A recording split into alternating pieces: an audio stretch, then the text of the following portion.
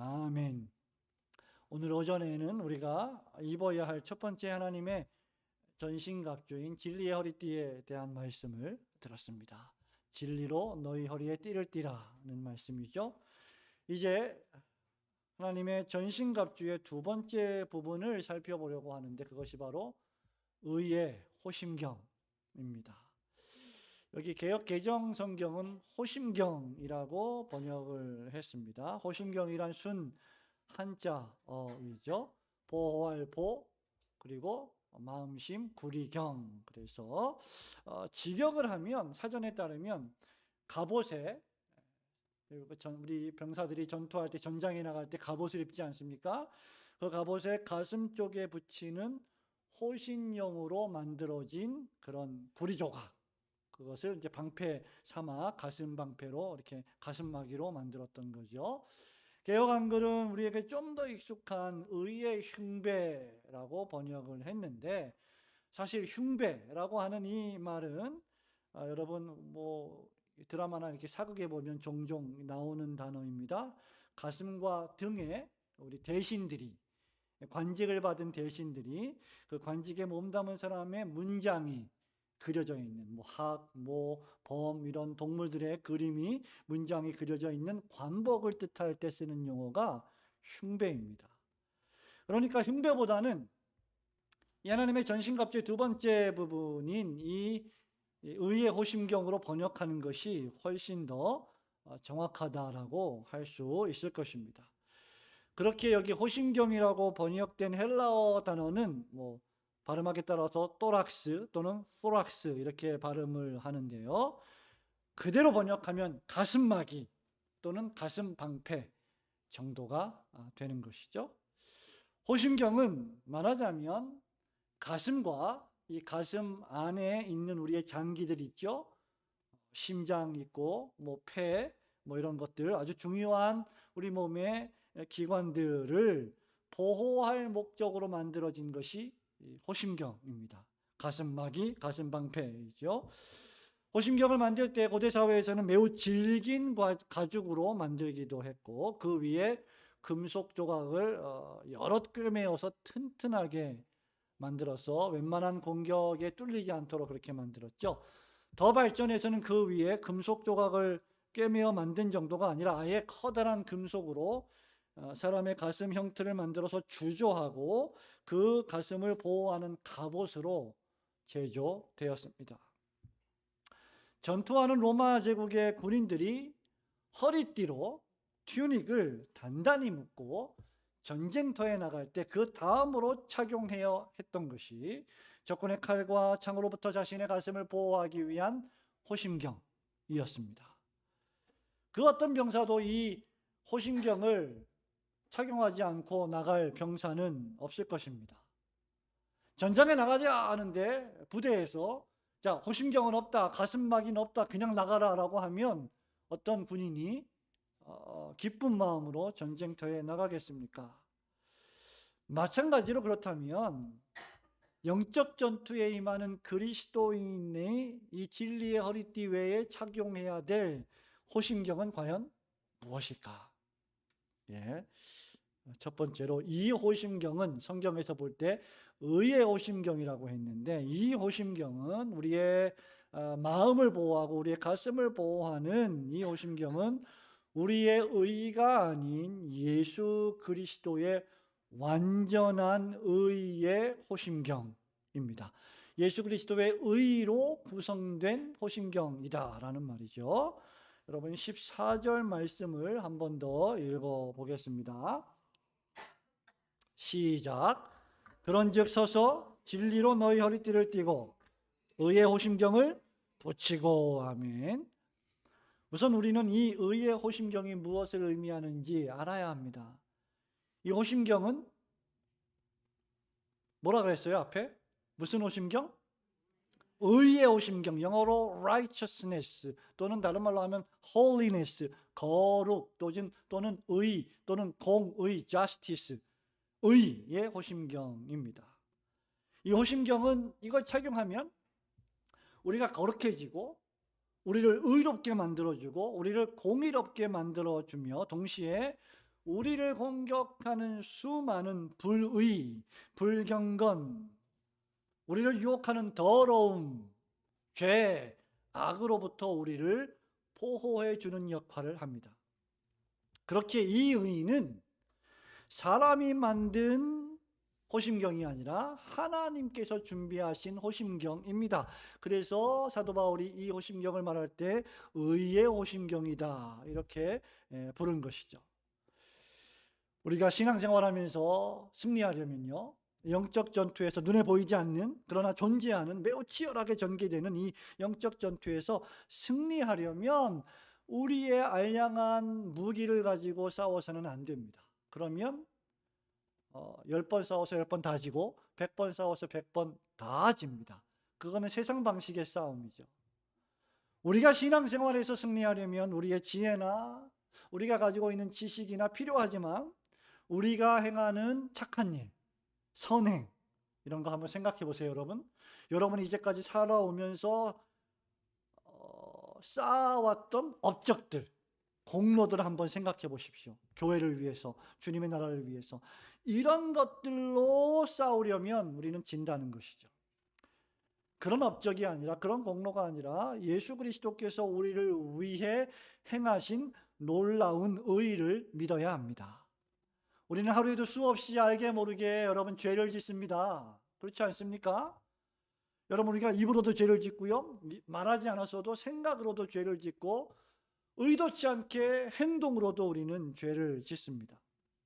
만일 호심경이 우리의 의와 착한 일, 우리가 하는 일들로 만들어진 그런 가슴막의 가슴방패라면 사단 마귀의 불화살과 유혹을 결코 이기지 못하고 막아내지 못할 것입니다.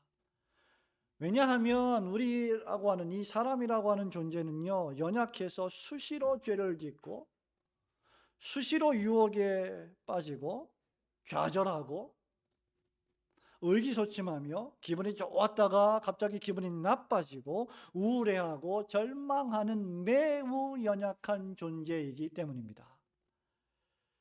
완전한 의의 호심경이 없다면 우리의 심장은 적군의 화살로 뚫려서 곧 죽고 말게 될 것입니다. 미국의 웨스트민스터, 필라델피아에 가시면 웨스트민스터 신학교가 있는데 1929년에 세워진 거의 여러분 100년 가까이 된 신학교인데, 유명한 이 개혁주의 장로교 신학교의 구약학 교수인 이안 더기드 또는 두기드라고 하는 그런 교수님이 계신데, 이분이 전신갑주라고 하는 조그만 책을 썼어요. 이 책에서 두기드 교수는 우리가 하루에 단 한 번만 죄를 저지른다고 해도 해마다, 손하율군 몇 번의 죄를 저질러요? 하루에 한 번 저지르면 1년 동안 365번. 똑똑해요. 아유, 그거 어떻게 금방 기억해냈어요? 365번이나 죄를 짓습니다. 한 번만 죄를 지으면 하루에. 근데 여러분 한번 생각해 보세요. 우리가 하루에 한 번만 죄를 짓기가 대단히 어려워요. 왜? 너무 많이 죄를 지니까. 죄를 너무 많이 짓기 때문에 하나만 죄를 짓는 것이 정말 어려울 정도로 우리는 너무나 많은 죄를 짓는 연약한 존재들입니다. 우리의 평균 수명이 70, 80, 지금 90, 100세라고 하지만 여러분, 한 70년 정도를 산다고 하면 손아율군 몇 번 우리가 죄를 짓게 될까요? 하루에 365번, 1년 죄를 지으면 하루에 한 번 죄를 지을 때, 여러분 수학에 제가 약해서 저도 계산을 해봤어요. 그러니까 무려 평생 약 2만 6천 번 정도의 죄를 짓습니다. 몇 번이요? 2만 6천 번. 사실상 그런데 여러분, 우리가 하루에 한 번만 죄를 짓습니까? 성경이 규정하는 죄로 따지자면 우리는 여러분 하루에 한 번이 아니 셀 수 없을 정도로 많이 죄를 지어요. 한 10번 정도라고 한번 생각을 해보세요. 그럼 2만 6천 번이 아니라 10배니까 26만 번 평생 죄를 짓는 겁니다.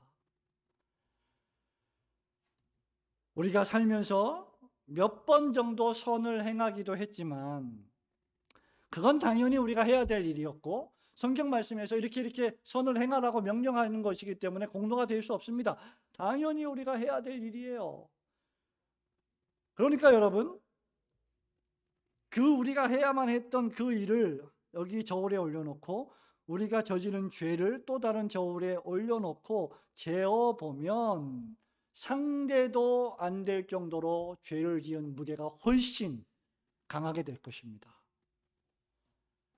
더욱이 하나님 앞에서는, 하나님은 완전히 공의롭고 완전히 거룩하신 분이시기 때문에 단 하나의 죄를 지어도 그 하나만으로도 하나님의 엄청난 공의의 심판을 받아 죽어 마땅한 존재이기 때문에 우리의 선행이나 우리의 착한 일, 우리의 착한 생각으로는 결코 죄를 용서받을 수 없고 구원 얻을 수 없고 하나님 앞에 설 수가 없습니다. 우리 마음을 보호받을 수가 없다는 말이죠.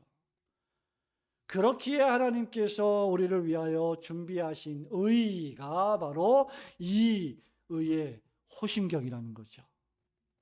바울은 로마서 1장 17절에서 이렇게 말합니다. 복음에는 하나님의 의가 나타나서 믿음으로 믿음에 이르게 하나니 오직 의인은 믿음으로 말미암아 살리라 함과 같으니라. 복음에는 뭐가 나타났다고요? 하나님의 의가. 복음을 믿는다는 건 하나님의 의를 믿는다는 거예요. 그 의의 실체가 무엇입니까? 바로 하나님의 아들 독생자 예수 그리스도께서 우리를 위해 이 세상에 오셔서 행하신 일입니다. 예수 그리스도 그분 자신은 완전히 의로우신 분이시고 하나님의 독생자이십니다. 그 존재가 거룩하고 의로우신 분이십니다. 뿐만 아니라 나아가 예수 그리스도께는 지상생애를 살아가면서 단 한 번도 범죄한 적이 없으시고 하나님이 하신 말씀을 다 성취하셨습니다. 예수 그리스도는 사시면서 하나님의 뜻대로 사셨고 죽는 순간까지 내 뜻대로 마옵시고 아버지의 뜻대로 되기를 원하나이다라고 말씀하시면서 기도하시면서 철저하게 하나님의 뜻 가운데 그 뜻을 성취해가며 사셨던 분이십니다. 우리의 죄를 속하시기 위해 십자가에 피 흘려 죽으셨고 우리에게 영원한 생명을 주시기 위해서, 소망을 주시기 위해서 다시 살아나셨습니다. 바로 이 예수 그리스도께서 우리의 가슴과 우리의 심장과 우리의 폐부를 보호하여 주신, 우리의 몸과 우리의 영혼을 보호하여 주시는 우리의 호심경입니다. 한번 따라 하실까요? 예수님이 우리의 호심경입니다. 예수님이 우리의 의이십니다. 예. 이사야 선지자는 이사야 59장 7절에서 하나님을 묘사할 때 의를 갑옷으로 입으시는 분이시다. 여러분, 우리 인터넷 게임이나 컴퓨터 게임 하는 거 보면요, 군인들이 이렇게 갑옷을 입고 하는 그런 게임들도 있잖아요. 레전드 오브 리진이 이런 거 같은 거, 목사님은 한 번도 안 해봤지만 그 광고하는 거 보면 그 엄청난 갑옷을 입고 큰 칼을 휘두르고 싸우는 그런 어떤 전사들이 나오는 것 같더라고요. 근데 하나님이 입으시는 갑옷, 정말 멋있는 갑옷, 정말 칼로 뚫을 수 없고 창으로 뚫을 수 없는 그 튼튼한 갑옷, 그 갑옷은 어떤 갑옷이냐? 의의 갑옷이다. 하나님은 의를 갑옷으로 두르시는 분이시다. 이렇게 묘사하고 있습니다.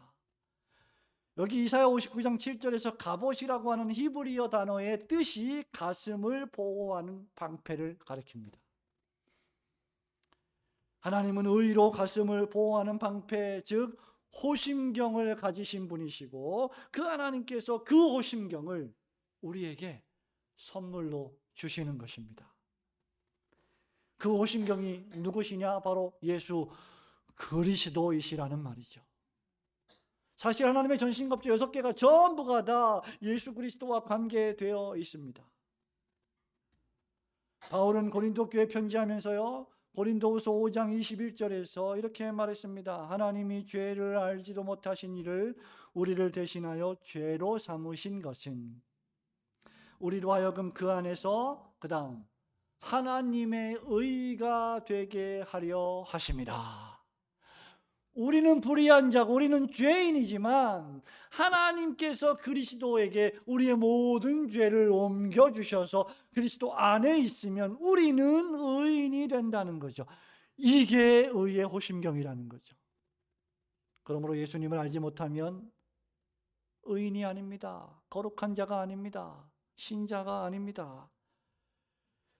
하나님께서 우리의 모든 죄를 그리스도에게 옮겨주시고 쉬운 신학적인 교리, 신학적인 용어로 전가시켜 주시고, 어렵지 않습니다. 하나도 어렵지 않아요. 전가시켜 주시고 우리의 죄를 그리스도에게 옮겨주시고 그리스도의 그 완전한 의를 우리에게 옮겨주셔서 마치 우리가 하나님의 말씀에 다 순종한 것처럼, 마치 우리가 완전한 의를 가진 것처럼 우리를 의인으로 여겨주십니다.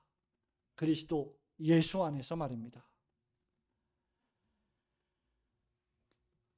그러므로 이 의를 믿음으로 말미암아 모든 그리스도인들은 구원을 얻고 영원한 생명을 얻는 의인이 되는 것입니다.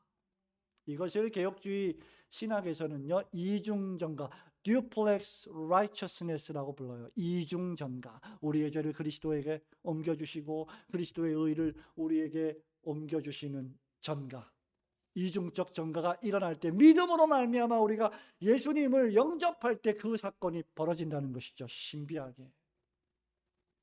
바로 그 순간 우리는 즉시 신분적으로 법적으로 의인이 되는 것입니다. 마틴 루터는 이것을 가리켜서 The Great Exchange, 위대한 교환이다 라고 불렀습니다. 여러분이 이 교환만큼 위대한 교환이 또 어디에 있습니까? 그리스도의 의의 호심경으로 우리가, 여러분이 죄인에서 의인이 되셨습니다. 한번 따라해 볼까요? 나는 의인입니다. 예수 안에서 의인입니다. 믿으시기를 축원합니다. 그렇기에 바울이 로마서 8장 1절에서 말하는 것처럼요, 그리스도 예수 안에 있는 자에게는 더 이상 결코 뭐가 없다고요? 정죄함이 없느니라. 사단이 우리를 유혹할 때, 사단이 우리의 귀에 속삭일 때, 야 임마 네가 그 정도 신앙생활하면서 네가 신자라고, 아이고 너는 지옥 백성 아닐지 몰라 라고 속삭일 때, 누구든지 그리스도 예수 안에 있으면 더 이상 정죄함이 없다. 사단아 물러가라 라고 우리는 외칠 수 있는 것입니다. 고린도후서 5장 17절에서 바울이 말도 많고 탈도 많고 문제도 많았던 고린도 교회 교인들에게 뭐라고 말합니까? 너희들이 문제가 많고 죄도 짓고 유혹에 빠지고 연약한 존재이지만 5장 17절에서 그런즉 이제 누구든지 그리스도 안에 있으면 그 다음 새로운 피조물이라. 보라 새 것이 되었도다. 이전 것은 지나갔도다. 이것이 우리의 소망입니다. 하나님께서 우리를 완전히 새로운 사람으로 만들어 주셨습니다. 하나님께서 의의 호심경을 우리 가슴에 입혀 주셨기 때문이죠. 아무리 똑똑한 친구도요, 이 의의 호심경이 없으면 똑똑한 사람이 아니에요. 아무리 부자여도 의의 호심경을 가지고 있지 않으면 성경적으로 부자가 아닙니다. 이 의의 호심경이 사단의 모든 공격과 불화살로부터 우리를 보호해 줍니다.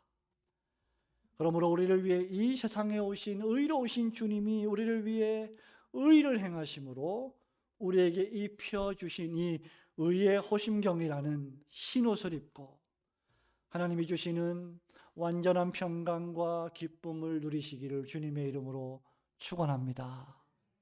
이 의의 호심경을 가지고 있으면 세상과 나는 간 곳이 없고 찬송가 가사처럼 구속한 주님만 보이게 됩니다.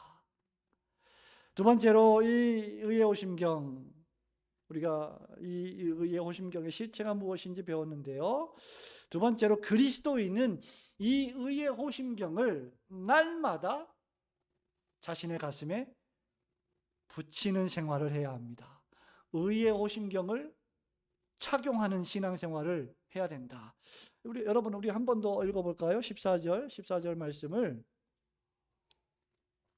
한 번 더 큰 소리로 읽습니다. 시작. 그런즉 서서 의의 호심경을 붙이고라고 했습니다. 바울은 에베소 교인들에게 의의 오심경을 바라봐라, 감상해라, 좋지 않냐 이게 아니고요, 붙이라고 했습니다. 손으로 잡아서 붙이라고 했습니다. 오심경을 붙인다는 말은 우리의 의가 되시는 그리스도 예수를 믿고 신뢰하고 매 순간마다 의지하며 붙들며 살라는 것을 말씀합니다. 나아가 그리스도께서 하신 말씀에 순종하며 살라는 것을 명하시는 말씀입니다.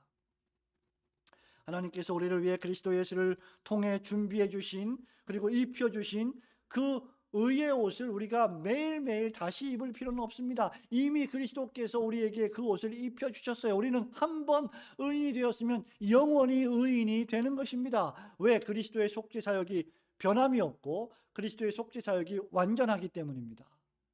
그러면 이미 우리가 입고 있는 이 의의 호심경이라고 하는 옷을 붙이라고 하는 말은 무엇을 의미할까?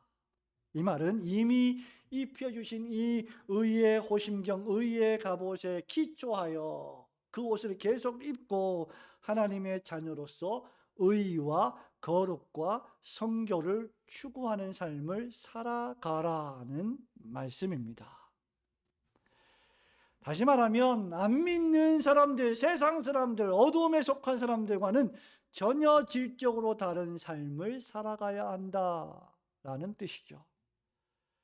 우리는 여러분, 이 에베소서 6장 우리가 읽은 본문 바로 앞에 앞장인 에베소서 5장을 한번 보시기 바랍니다.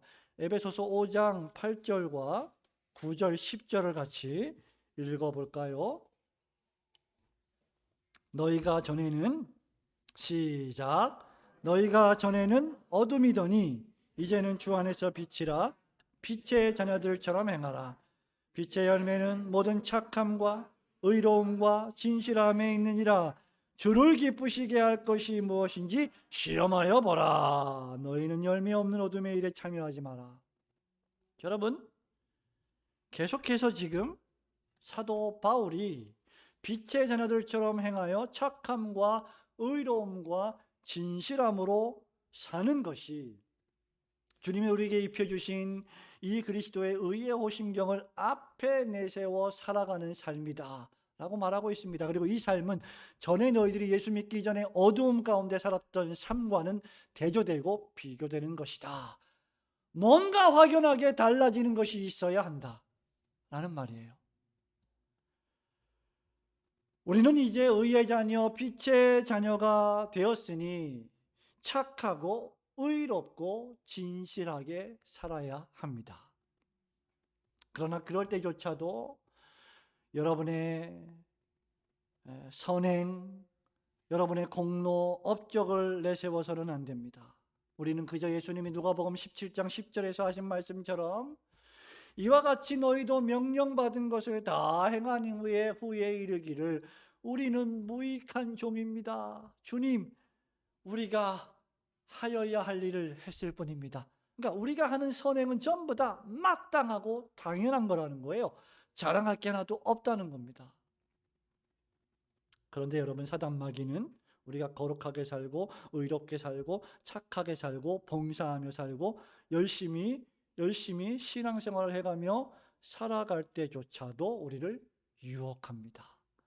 다양하게 우리를 유혹합니다. 우리의 기질대로 우리를 유혹합니다. 우리의 달란트를 가지고 우리를 유혹합니다.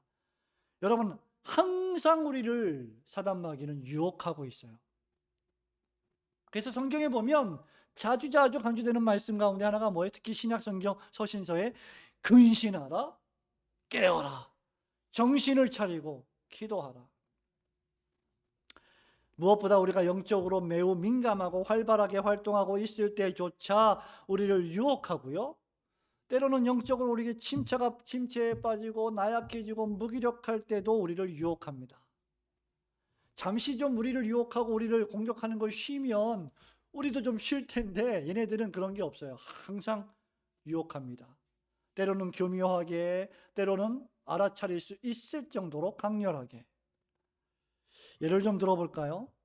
우리가 주님을 위해서, 교회를 위해서 하나님 나라를 위해서, 여러분 옆에 있는 성도들을 위해서 여러 귀중한 일을 할 때에 우리의 귀 속에 교만이라고 하는 것을 속삭이며 우리를 유혹합니다. 사단은 우리 귀에 속삭입니다. 야, 네가 최고야. 너 때문에 다 잘 되는 거야. 그러니까 네 마음대로 해. 이렇게 우리의 귀에 속삭이죠. 반대로 여러분, 영적으로 침체에 빠져 있을 때도 유혹합니다. 뭐라고 유혹합니까? 야, 네가 그러고도 성도냐? 네가 그러고도 교인이냐?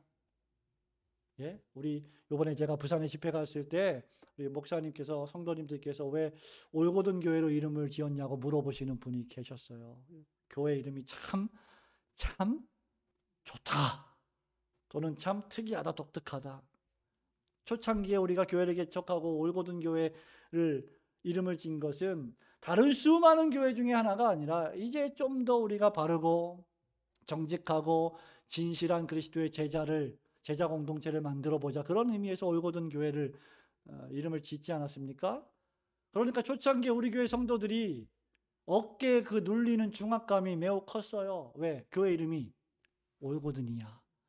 교회 예배드리는 성도들, 장로님을 위시해서, 목사를 위시해서 어때야 돼? 항상 올고다야 돼. 그러니까 무거워갖고 우리가 올고다야 돼. 그런데 우리가 어떻게 항상 올고다요? 우리가 어떻게 항상 진실해요? 사람이 어떻게 항상 정직합니까? 어떻게 항상 바릅니까? 이제 뒤돌아서면 잊어버리는데. 그렇잖아요? 그러니까 깨달은 게 있죠. 그리스도 안에 있을 때 우리가 진실로 올고들 수 있다. 우리를 의지하지 않고 그리스도를 의지해야 한다. 그래서 여러분, 한글 성경, 한글 이름에는 잘 안 나와 있지만 제가 이 올고든 교회 영어로 이름을 지을 때 뭐라고 지은지 아세요? All, 아시는 분 좀 아실 텐데, God, G-O-D, 그 가수 이름 G-O-D 아니에요. G-O-D, God, 그 다음에 in, all God in. 그래서 모든 공동체 성도들이 하나님 안에 있기를 소망하는 마음, 그것이 우리 올고든 교회의 영어 이름입니다. 우리 귀에 속삭이는 거죠. 야, 인마, 네가 그러고도 올고든 교인이야? 아이고야, 네가 그런 상태에 있는 거 보니까 너 정말 하나님 자녀가 아닌 것 같다. 야, 네 상태를 봐. 그런 네가 네 마음을 속이고 지금 예배를 드리고 있잖아. 너는 지옥 백성이야. 너는 내 백성이야. 라고 사단이 우리에게 자꾸 속삭이는 거죠. 만약에 하나님이 너 같은 애를 사랑하신다면 그분은 공의로우신 분이 아닐 거야. 이렇게 속삭입니다. 성도 여러분, 마귀는요 다양하게 우리를 공격합니다. 우리는 지나치게 자고하고 교만해서는 안 됩니다. 또한 동시에 지나치게 그렇다고 해서 자학하고 절망에 빠져서도 안 됩니다. 이 모든 일은 내가 그리스도의 의가 아닌 나의 의를 의지하고 살아갈 때 벌어지기 때문이죠. 우리가 내 의를 의지하는 순간 사단이 귀신같이 알고, 귀신이잖아요. 그래서 우리를 공격해 오는 겁니다. 그걸 이용하는 거죠. 참된 성도는 내 의가 아니라 하나님께서 준비해 주신 예수 그리스도의 의를 의지하셔야 합니다. 죽으나 사나 예수 의를 의지해야 합니다. 우리 행위로는, 그 어떤 행위로도 하나님의 의에 이르지 못합니다. 여러분 한번 생각해 보세요. 이제까지 살아오시면서 내가 착한 일 한 거 많이 있잖아요. 여러분 착한 일 하는 거 있죠? 선행 한 번도 안 하셨어요? 선행하셨죠? 예, 쑥스러워서 우리 교회 성도들은 너무 대답을 안 해요. 부곡중앙교회 성도들은 너무 대답을 잘해요. 많이 해요. 선행을 많이 하셨잖아요, 여러분. 근데 여러분 그 선행을 가만히 생각해 보세요. 칼빈은 이런 말을 했습니다. 우리가 하는 선행 중에 가장 최고의 선행이라 할지라도 그 안에 불순물이 섞여서 조금의 교만이 담겨 있어 하나님이 받으시기에 합당하지 못하다. 하나님이 그것을 선행으로 받아주시는 것은 우리 때문이 아니라 그리스도 예수 때문이시다. 그러므로 여러분, 우리의 의를 내세우면 우리는 하나님 앞에 받아들임을 당할 수가 없습니다. 우리가 예수 그리스도의 의의 호심경을 지닌다면, 반면에 하나님은 그리스도 예수 안에서 여러분을 보시고 여러분을 의롭다고 여겨주시고 여러분의 작은 선행조차도 그리스도 예수 안에서 거룩한 것으로 간주해 주시고 여러분에게 그것 때문에 상급을 베풀어 주십니다.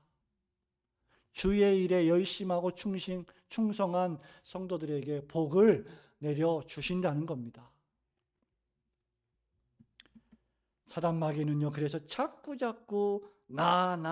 내 생각, 내 감정에 집중하게 하지만 하나님은 우리를 항상 자꾸 당신의 말씀과 그리스도에게 집중하게 하십니다. 구원의 확신은요, 여러분, 구원 그 자체는 아닙니다. 구원은 예수 그리스도를 믿음으로 말미암아 하나님이 주시는 선물입니다. 우리의 구원은 예수 그리스도라고 하는 반석의 기초에 있습니다. 하지만 구원의 확신은 예수 그리스도 위에 기초에 있는 그 구원의 결과입니다. 구원의 확신은 사람에 따라서 그래서 그 정도가 각기 다를 수 있어요. 어떤 사람은 구원의 확신을 크게 느끼는가 하면 어떤 사람은 작게 느끼고 심지어 어떤 사람은 자신이 구원받았는지 전혀 느끼지 못하는 경우도 종종 있습니다. 그렇게 여러분, 우리의 감정과 우리의 생각과 마음 중요하지요. 그러나 더 중요한 것은 우리의 감정과 마음과 생각을 다 사로잡아 주 예수 그리스도께 복종시키는 것입니다. 그것이야말로 의의 호심경을 붙이는 삶이에요. 마음과 생각과 감정을 그리스도께 복종시키는 삶이란 무엇일까요? 여러분, 어려운 것이 하나도 아닙니다. 매사에 모든 생각을 할 때, 모든 결정을 내릴 때, 모든 행동을 할 때, 입을 열어 모든 말을 할 때 과연 이 말을 하나님이 기뻐하실까? 생각하는 것이죠. 이 결정을 하나님이 좋아하실까?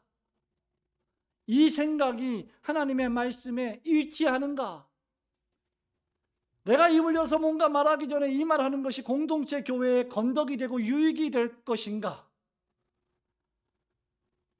복음을 전하는 일에 유익한가? 주님의 교회에 도움이 되는 일인가? 등을 생각하는 것. 그것이 예수 그리스도의 의에 호심경을 붙이는 신앙생활입니다. 성경대로 표현하자면요, 여러분, 골로새서 3장 2절입니다. 다 외우셨죠? 골로새서 3장 2절 다 외우셨죠? 시작. 위의 것을 생각하고 땅의 것을 생각지 말라. 거기에는 위에는 누가 계시다? 그리스도 예수가 계시니라. 위에 계신 그리스도 예수를 생각하는 것, 우리의 마음에 내주하신 예수 그리스도를 생각하는 것, 그것이 의의 호심경을 붙이는 삶입니다. 바울이 로마서 13장 12절, 13절, 14절에서 이렇게 말합니다. 밤이 깊고 낮이 가까웠으니 그러므로 우리가 어둠의 일을 벗고 빛의 갑옷을 입자. 오직 주 예수 그리스도로 옷 입고 정욕을 위하여 육신의 일을 도모하지 말라. 여러분, 주 4세기경에 바로 이 말씀 때문에 그 유명한 유럽의 탕자 성 어거스틴이 회개하고 예수님을 영접했습니다. 어느 날 창밖에서 문 밖에서 어린아이들이 놀고 있는데 동요를 부르는 소리가 들립니다. 돌레레게라고 하는 집어들어 읽어봐라고 하는 그런 음성이 들리는 겁니다. 그 음성이 하나님 음성처럼 들렸어요. 수없이 죄를 많이 짓고 세상대로 세상 육정과 쾌락에 따라 살아갔던 어거스틴이 그 소리를 듣고 그 노래를 듣고 성경책을 집어들었습니다. 펼쳤습니다. 펼쳤던 말씀이 로마서 13장 13절 14절이었어요. 밤이 깊고 낮이 가까웠으니 그러므로 우리가 어둠의 일을 벗고 빛의 갑옷을 입자. 오직 주 예수 그리스도로 옷 입고 정욕을 위하여 육신의 일을 도모하지 말라. 이게 의의 호심경을 붙이는 삶입니다. 어둠의 일을 벗고 어두움의 일을 벗어버리고 빛의 갑옷을 입고 정욕을 위하여 육신의 일을 도모하지 않고 예수님이 주신 의의 옷을 생각하며 살아가는 것. 그러므로 사단마귀의 위협에 굴복하거나 또는 육체의 정욕, 안목의 정욕, 이생의 자랑의 유혹에 넘어가지 마시고 거기에 마음을 너무 빼앗기지 마시고 오직 예수 그리스도의 의의 오심경을 가슴에 붙이고 늘 거룩과 경건을 훈련하고 연습하시는 성도들이 되시길 주님의 이름으로 축원합니다. 여러분 성경 말씀에 우리 예수님 말씀하셨죠. 내 보물이 있는 곳에 뭐가 있다고요? 네 마음도 있다. 그렇지 않습니까, 여러분? 여러분이 주식에 돈을 투자했습니다. 여러분이 부동산을 샀습니다. 여러분이 땅을 샀습니다. 여러분 그러면 어때요? 마음이 좋아요. 어떨 때? 오를 때. 떨어질 때 어때요? 죽어요. 지옥 같아요. 그렇지 않습니까? 저는 주식을 안 해봐서 모르겠습니다만은 주식값이 엄청 오르면 와 그냥 뭐 만사가 행복한 거죠. 근데 폭락을 해봐요. 그것처럼 지옥이 어디 있어요? 제가 아주 먼 옛날 한 20년 전에 천안에 좋은 교회라고 제 선배 목사님이 계신데 오기정 목사님이 목회하는 교회인데 이 교회에 집사장로 권사 피택자 교육을 하러 내려간 적이 있습니다. 젊을 때부터 내려가서 오후 예배 설교를 하고 종종 이제 교육을 하는데 이 성도님들이요 너무 얼굴이 밝고 은혜가 충만한 거예요. 그냥 뭐 무슨 말을 해도 다 뭐 아멘하고 막 아니 그게 가식적으로 하는 게 아니라 정말 진실로. 지난주에 우리 기동현 목사님 설교하셨잖아요. 예, 가시고 나서 카톡을 보내오셨는데 목사님이 목양을 잘하셔서 그런지 교회 분위기가 너무 좋아서 기분이 좋았습니다. 제가 뭐 그게 인사치레의 말인지 모르겠지만 진심이라고 생각을 해요. 제가 볼 때도 교회 분위기 좋습니다. 예. 안 좋아요? 좋습니다. 너무 좋아요. 근데 뭐 얘기하다가 지금 천안 오기정 목사님 설교를 하고 강의를 하는데요. 너무 은혜가 충만하고 뭐 설교할 때마다 막 아멘하고 뭐 너무 잘 듣는 거예요. 강의도 너무 잘 듣고 끝나고 나서 이제 목사님이랑 이제 저녁 식사하면서 교제를 하는데 성도들이 은혜가 충만하다고 이렇게 은혜가 충만한 교회 처음 봤다고 많은 교회를 돌아다니지만 왜 그래요? 목사님 목회를 엄청 잘하셨네. 그랬더니 아니야 목사님 다 토지가 수용이 돼서 땅값이 엄청 올라가지고 우리 성도들이 그냥 마음이 푸근해가지고 그 영향이 있을 거예요. 이러더라고요. 그러면 그거 다 뭐 망하고 그러면은 은혜가 없어야 되나요? 없어지나 자동적으로? 아니잖아요. 여러분 우리는 너무나 우리의 물질이 있는 곳에 우리 마음을 빼앗깁니다. 의의 오신경을 붙이지 않으면요. 물질이 많을 땐 행복하지만 물질이 없으면 죽음이에요. 괴로움이에요. 그러면 사도 바울은요. 제일 먼저 자살해야 됩니다. 그렇지 않습니까? 살고 싶겠어요? 근데 바울이 뭐라고 말합니까? 빌립보서 4장 13절에서 예? 내게 능력 주시는 자 안에서 내가 모든 것을 할 수 있다. 내가 일체의 비결을 배웠다. 근데 그 일체의 비결이 뭐예요? 내가 풍부에 처할 줄도 알고 궁핍에 처할 줄도 알고 배부르며 배고프며 이 모든 걸 다 견디는 비결은 돈이 많아서가 아니고요. 의의 호심경을 가슴에 붙이고 있기 때문입니다. 그런 사람만이 요동하지 않는 겁니다. 성도 여러분, 말씀을 맺습니다. 제가 여러 교회를 다니면서 설교하고 목사님들과 대화하잖아요.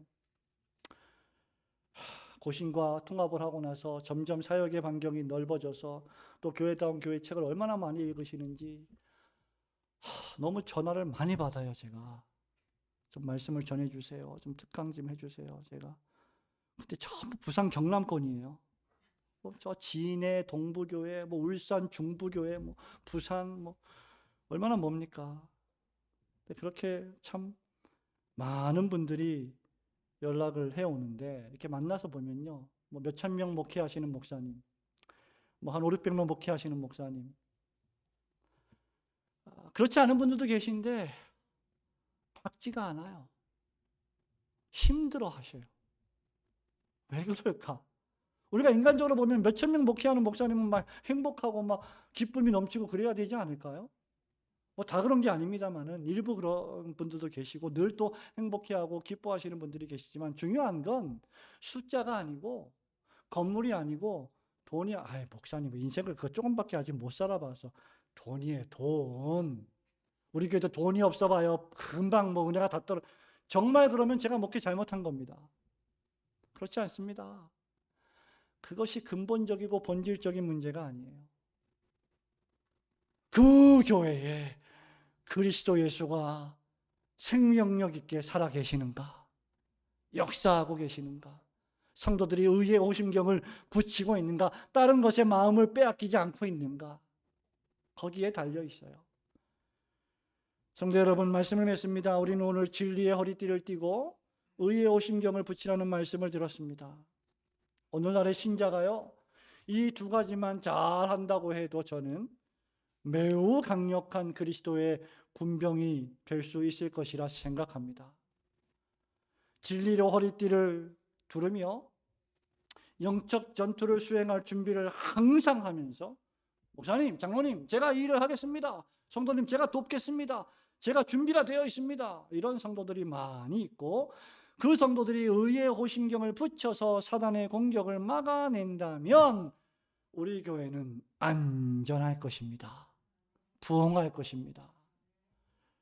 사단이 율법을 들이밀어 우리의 죄를 공격할 때 예수 그리스도의 의의 호심경을 앞세워 그 사단을 대적하십시오. 사단이 물러갈 것입니다. 여러분, 사단이 온갖 화려한 죄의 정욕과 육체의 정욕으로 여러분을 유혹할 때에 허리에 진리의 말씀으로 띠를 띠고 전투를 준비하십시오. 마귀가 물러갈 것입니다. 우리가 무서워서가 아니라요, 우리의 가슴에 계신 의의 호심경의 주인이신 예수 그리스도가 무서워서 도망갈 것입니다. 로마 제국의 병사들이 호심경으로 가슴을 덮어 적의 공격을 막았듯이 그리스도인들은 주님의 의의 호심경으로 우리의 가슴을 보호해야 할 것입니다. 무릇 지킬 만한 것보다 더욱 내 마음을 지키라. 잠언 4장 23절에 생명의 근원이 이에서 남이니라.